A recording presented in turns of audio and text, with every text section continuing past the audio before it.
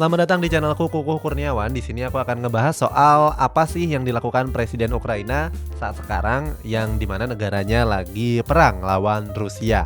Jadi tonton selengkapnya sampai habis berikut ini.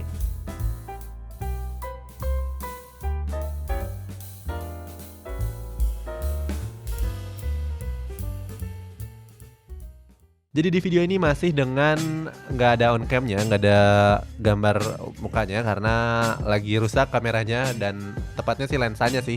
Jadi masih dalam perbaikan dan ya nikmatin aja lah. Namanya juga lagi eksperimen. Kita lihat apakah yang nggak ada on cam-nya akan lebih menarik ditonton daripada yang ada on cam-nya. Jadi ini kita beritanya soal apa sih yang dilakukan Presiden Ukraina waktu lagi perang melawan Rusia. Jadi yang pertama adalah menelpon Vladimir Putin.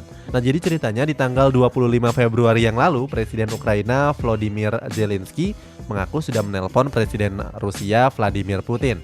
Jadi Zelensky ini menelpon Putin untuk ngebahas konflik yang lagi terjadi. Nah, tapi Zelensky menyebut kalau Putin cuma diam aja. Walaupun gak mendapatkan respon, Zelensky mengaku kalau dia terus berupaya untuk menyudahi konflik bersenjata tersebut. Dia bilang, ayolah kita damai aja gitu kan. Nah, terus Zelensky juga ngasih peringatan nih, jangan coba-coba Rusia karena akan terjadi perang besar di Eropa kalau memang Rusia akan menyerang Ukraina. Nah, Zelensky juga nyebut kalau perang juga bisa meledak kapan aja dan Ukraina pastinya akan membela dirinya sendiri dong. Nah, terus dalam pidatonya Zelensky juga menyebut kalau Putin tuh bohong dengan ngebawa kebebasan untuk Ukraina. Jadi katanya Rusia itu pernah bilang kalau misalnya ayolah nanti ada kebebasan untukmu Ukraina. Tapi Zelensky juga menegaskan kalau rakyatnya tuh sudah bahagia dan damai-damai aja. Jadi nggak perlu sih Rusia tuh ada aksi serang menyerang karena itu tadi negaranya sudah bahagia dan juga damai. Nah, terus apa yang terjadi setelahnya? Dia menjadi target dari Rusia. Nah, sebelum peperangan pecah, Zelensky memerintahkan anak buahnya untuk menggalikan informasi. Zelensky juga mendapatkan informasi nih kalau tim sabotase Rusia sudah menyusul ke ibu kota Ukraina, yakni Kiev. Nah, dalam informasi itu, Rusia juga menandai Zelensky sebagai target utamanya. Nah, selain itu, Rusia juga menandai keluarga Zelensky sebagai target keduanya. Artinya, Rusia memang lagi ngancam orang nomor satu di Ukraina. Nah, terus Zelensky nyebut lagi nih kalau Rusia ingin menghancurkan Ukraina secara politik dengan menyingkirkan kepala negaranya. Walaupun sudah diancam nih, dianya diancam, terus juga keluarganya diancam, tapi dia ngaku kalau dia nggak gentar. Dia juga menyebut kalau dia nggak akan meninggalkan warganya seperti pengkhianat. Jadi Zelensky itu bilang kalau dia nggak akan kemana-mana, dia masih tetap ada di Ukraina bersama dengan rakyat-rakyatnya. Ya dong, masa orang nomor satu di negaranya tuh pergi saat negaranya lagi diserang. Nah, selain itu Zelensky juga mengaku kalau keluarganya juga memilih untuk bertahan di Ukraina juga nih, walaupun sudah menjadi target sasaran. Nah, tapi mereka disembunyikan di tempat yang aman dan Zelensky tentu saja dong nggak mau kasih tahu karena kalau dikasih tahu kan gampang tuh Rusia tinggal menyerang balik dan juga membunuh keluarga-keluarganya.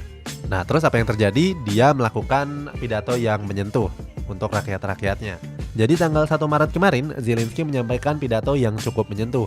Jadi pidato ini terjadi saat Zelensky menandatangani draft resmi untuk bergabung dengan Uni Eropa. Jadi Ukraina memastikan diri sebagai bagian dari Uni Eropa. Jadi dalam pidato virtualnya, Zelensky menyampaikan permohonan tulus kepada Parlemen Eropa. Zelensky juga berharap supaya Ukraina bisa bergabung dengan aliansi di negara-negara tersebut. Nah, Zelensky juga berbicara kepada dua petinggi Uni Eropa, yakni Presiden Komisi Eropa Ursula von der Leyen dan juga Presiden Uni Eropa yang bernama Roberta Metsola. Zelensky menegaskan kalau warga Ukraina siap untuk melakukan segalanya untuk mendapatkan sebuah kebebasan. Si Presiden Ukraina ini juga menyebut kalau Rusia sudah ngebawa banyak kehancuran sejak tanggal 24 Februari yang lalu. Jadi setelah menyampaikan pidatonya, Zelensky mendapatkan tepuk tangan meriah dan juga cukup panjang. Setelah disambut penuh haru, Zelensky mengangkat kepalan tangannya sebagai tanda hormat dan bersifat seperti kesatria. Nah, pidato Zelensky memang sangat menyentuh, bahkan sampai ngebuat penerjemahnya menitikkan air mata karena menerjemahkan apa yang disebutkan oleh Zelensky. The fact that all large cities of our country are now blocked. Nobody. Terus untuk memastikan keberadaannya masih tetap di Ukraina, dia juga rajin ngevlog. Nah, Zelensky kerap muncul di berbagai tayangan video ketika mendapatkan gempuran dari tentara Rusia. Nggak sendirian, Zelensky juga ngebuat vlog dengan pejabat pemerintahan lainnya. Nah, salah satu vlognya terjadi saat Zelensky berada di ibu kota Ukraina yakni Kiev. Nah, dalam vlognya, Zelensky menceritakan kondisi terbarunya. Nah, daripada dia menyelamatkan diri ke negara lain, Zelensky memang memilih untuk bertahan di Kiev aja. Zelensky juga ngebuat vlog untuk memberikan sinyal kalau dia tuh nggak kabur dari ancaman yang diserang oleh Rusia. Nah, terus Zelensky juga nggak peduli kalau vlog itu nantinya bisa ngebuat tentara Rusia tahu di mana keberadaan si presiden nomor satu. Presidennya pasti nomor satu ya, yang sudah memastikan keberadaan presiden dari Ukraina ini. Nah, jadi itulah ulasan tentang apa sih yang dilakukan presiden Ukraina di hari-hari pertama peperangan, dan mudah-mudahan bisa bermanfaat dan juga menambah informasi tambahan lagi soal konflik di Ukraina dan juga Rusia ini. Jadi kalau misalnya ada yang mau dikomentarin, bisa tulis di kolom komentar di bawah ini.